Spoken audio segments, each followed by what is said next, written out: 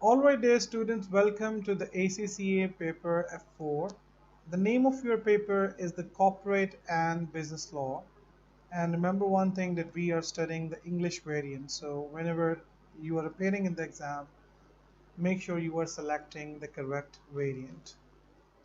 Now, the first thing you need to understand what law is about. So, dear students, the first thing you need to understand is that the objective of this paper is not to make you a legal expert. The objective of this paper is not to make you a lawyer, not to make you a solicitor. In fact, the objective is to make you aware regarding the legal issues, regarding the legal processes, to provide you the legal knowledge so that in your professional life you are aware of all this legal stuff. Now, why there is going to be a need to understand all this legal stuff? Say, for example, you are going to work as an employee in the organization. You should know how the employment contract looks like. Say, for example, you are going to enter into a partnership. You need to know what is the Partnership Act, how to draft the partnership agreement, what are the things you should take care while drafting your partnership agreement. Now, all this knowledge is going to be provided by this paper to you. Say, for example, you are working at the strategic level in a company and you are going to enter into a contract with another company. So, you need to know that what are the essentials of the contract, what are the things you need to take care of, what are the terms of the contract, what can be the exclusion clauses, all those things. Similarly, for example, you are acting as an agent of some principal, you need to know what are your duties and what are your rights. And even beyond that, for example, if someone has done the negligence, you should know where you can go and where you can claim your damages. You need to know the court structure, in which court you will be going. Say, for instance, you have lost the case in one court. Do you have any other right to appeal in another court? Is there any senior court available, higher court available, where you can take your case? So all these things will be explained in detail in this paper. So this paper is going to give you a very good knowledge regarding the legal terminologies, regarding the legal issues, regarding the legal process. There will be so many example real life cases which happened in the past, and once you are studying those things, it is going to be really helpful in your practical life. Now, these are the areas or the chapters right in front of you, and I'll be going in the sequence. My notes and my slides are in the same sequence. So the first chapter is the essential elements of the legal system. Now, what is in this chapter, we'll be looking in a while. The second chapter is going to be the contract law. The third chapter is the tort. The fourth chapter is the employment law. And the fifth chapter is the agency, and then you have the partnership. Then all the chapters are related to the company, formation and the constitution of company, capital and the financing of companies, management, administration, and regulation of the companies, liquidation and insolvency, winding up of the company, and then you have the corporate, fraudulent, and criminal behavior. So these are the very interesting chapters, and I hope that you will be learning too much from this paper. Another important thing to understand at the commencement of the course is the format of the exam. So you have a 2 hour paper. It's not a 3 hour 15 minutes paper like other papers. It's simply the 2 hour papers, and you have two sections in it, section A and section B.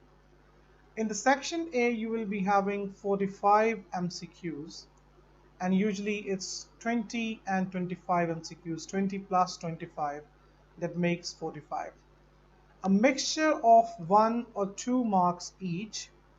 1 mark MCQs will require you to choose one correct option from the three. So you'll be having three options and you have to choose from those three options. And the 2 mark MCQs will require you to choose one correct option from the four. That means you will be having four options for the 2 mark question. So simply it's 20 and 25, that makes the 45. So Section B consists of 5 multiple test questions worth a total 6 marks each. So when you multiply 5 into 6, it is 30 marks. And here you will be having 70 marks. Here you are having 70 marks.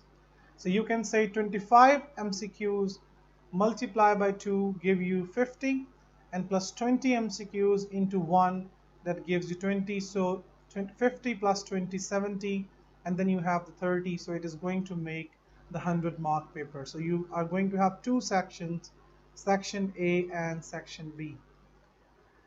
Now we'll be discussing what you are going to learn in each chapter.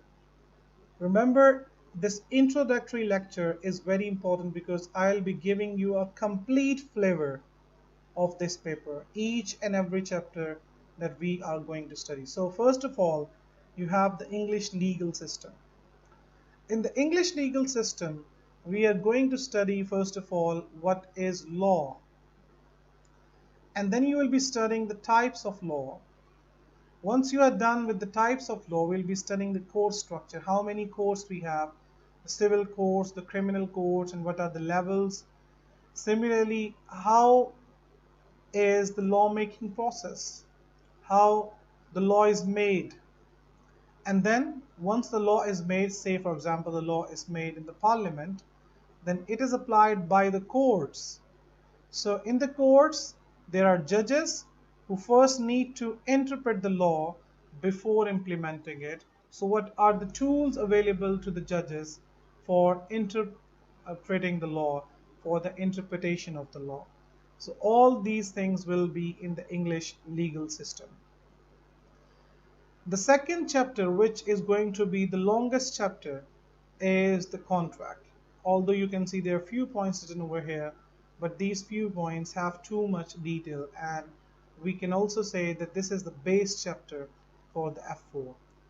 So we'll be studying what is contract, a legally binding agreement, and then the elements of the contract, which the essential elements and some other elements, and then there will be the detail of those things: offer, acceptance, what is not an offer, and the details related to acceptance, then consideration, intention to create legal relations, and then you will be having exemption clauses or exclusion clauses, then you will be having the breach of contract, then you will be having contract terms, which include express term, implied terms, and then you have the Unfair Contract Terms Act.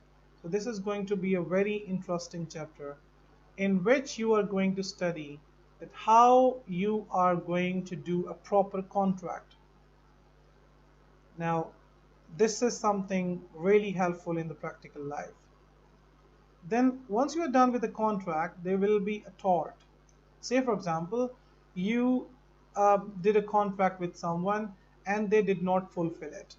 That's the breach of the contract that you are going to study in the tort. But say for example, you are walking in the road, God forbid, someone has hit you with the car. Now this is the negligence.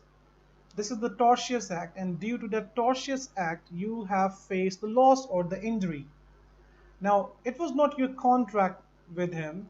You were just walking on the road and someone has hit you intentionally or unintentionally. Now, you will be going to take him in the court for claiming the damages because you have suffered the injury, you have suffered the losses due to his tortious act. So, you will be going in the court to claim the damages. So, here in this chapter, we are going to study what is tort, the types of the tort, the duty of care, the standard of care. Like say for example, you go to a doctor and he suggests you the wrong medicine, and due to that wrong medicine you have faced some injury. Now you will be going to take that doctor into the court that this doctor has done the negligence, and due to his negligence I have faced the injury, and now he should make the compensation. Similarly, there will be the professional negligence. Say, for example, you went to a mechanic, say, for example, to suggest you a good car. You are going to buy a car, and you were in need of someone who can tell you whether this car is in a good condition. So you went to a person who usually suggests people, who usually gives the advisory regarding the car. He told you that the car is fine, it's not accidental, everything is fine. And then, based on his advice, you bought the car. Later, you found that this car was accidental and this is not in the original condition. Now you're going to sue that person for professional negligence because he was a professional. He gave you the advice, but that advice was not appropriate. So all these things will be studied in this chapter. Then we'll be moving towards the employment law. As I have already mentioned you, say for example, you are an employer. So you need to know what should be the employment terms and what you will be including in the employment contract. Say for example, you are an employee. You need to know how the employment terms are because otherwise, if you are not aware, employer can deceive you. Employer can deceive you by including inappropriate terms which you are supposed to fulfill later on. One important thing that you are going to study in this chapter is the difference between the contract of service and the contract for service. You have studied this thing in your F1 exam. If you have not studied, that's not the matter. We'll be discussing from the very start. But it's actually to determine whether a person is an employee or he is or she is self-employed.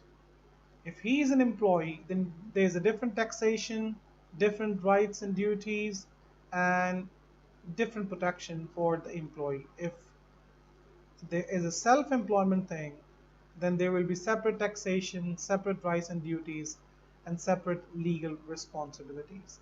So usually, like say for example, you go to a hospital and there was a doctor from whom you got the treatment, and he didn't give you the correct treatment. Now you're going to sue him for the professional negligence. Now you need to decide if this person is an employee of the hospital, you are going to sue the hospital, not the doctor. If that person is self-employed, he's just renting a space in the hospital and running a separate clinic, then that means you're going to sue that particular doctor. So usually the employers, when they got into such situation, say for example, their doctor has done something wrong, and the people are going to sue the hospital. So what they do is they say, no, this person is not our employee. In fact, this is a self-employed. So what actually they are doing is they are actually running from that situation in order to avoid the losses. So courts apply some tests to determine whether this person is an employee or self-employed. And then there will be employment terms, what types of terms, and then there will be a few more things which are very important. You have already studied those things in F1 exam, which is unfair dismissal, wrongful dismissals, all those things, and then there will be rights and duties. Another next important chapter is the agency. Now, what is the agency, the relationship between the principal and the agent? What are the legal issues attached to the agency? How the agency relationship is formed? There are 4 different types of that. And then what is the authority of an agent? What are the rights and duties of an agent? All the things are well explained in this chapter. Then you got the partnership. I've already mentioned you. Say for example, you're going to enter into a partnership. You should know what types of partnerships are available. Ordinary partnerships, limited partnerships, limited liability partnerships. You have then types of partners: ordinary partner or sleeping partner, inactive partner. Then you have the legal issues, how to buy the property for the partnerships and how to dissolve the partnerships. All these things will be discussed in this chapter. And then you have the last thing, which is the corporate law. So from the very start, how to register the company, what type of documents you need to register the company, what is actually the constitution, articles of associations, memorandum of associations, how to do the financing, equity financing, debt financing, what type of debt finance company can raise, what are the limitations on the equity financing, whether the company can reduce their capital, and then regarding the directors, what type of directors are there, EDs, NEDs, shadow directors, then the responsibility of the board, and then the auditors. Similarly, you have the meetings, ordinary meeting, extraordinary general meeting, different class meetings, and then you have liquidation, winding up, and the dissolution. So this is the complete F4. I have given you a flavor, and now we'll be starting each and every chapter, and each and every chapter will be having the specific details.